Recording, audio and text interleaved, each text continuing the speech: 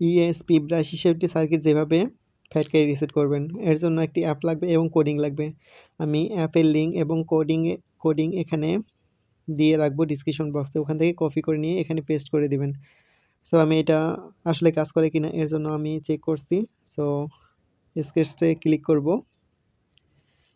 স্কেচে আবার ক্লিক করব, এরপর রিসেন্টে ক্লিক করব, কারণ আমি একটু আগে এটা কাজ করছি, সঠিকভাবে কাজ করে এই কোডিংটা। ওকে, আমি এটাতে প্রথমটাতে ক্লিক করব, এই কোডিংটা।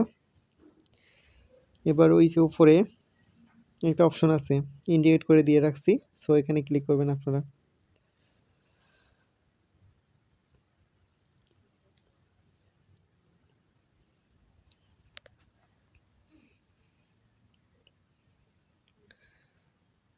ওকে, ফিনিশ।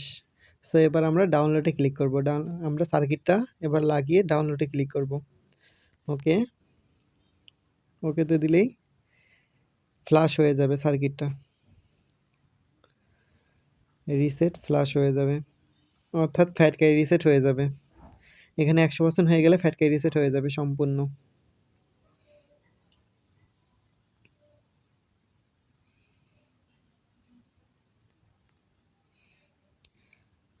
সময় দিয়ে পাশে থাকবেন।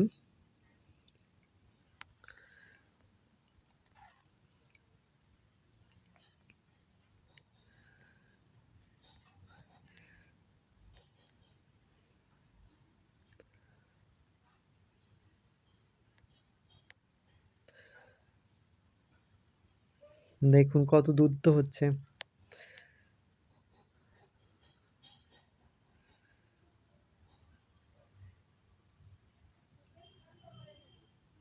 ওকে, 100 হয়ে গেছে। আমার এএসপি ব্রাশ সেফটি সার্কিটটি এখন ফ্যাট ক্যারি রিসেট হয়ে গেছে। এখন চাইলে যে কোনো ফাইল আমি ফ্লাশ করতে পারবো এই সার্কিটের মধ্যে, আর কোনো রকম সমস্যা হবে না। সো আমার ভিডিও ভালো লাগলে অবশ্যই লাইক করবেন এবং সাবস্ক্রাইব করবেন।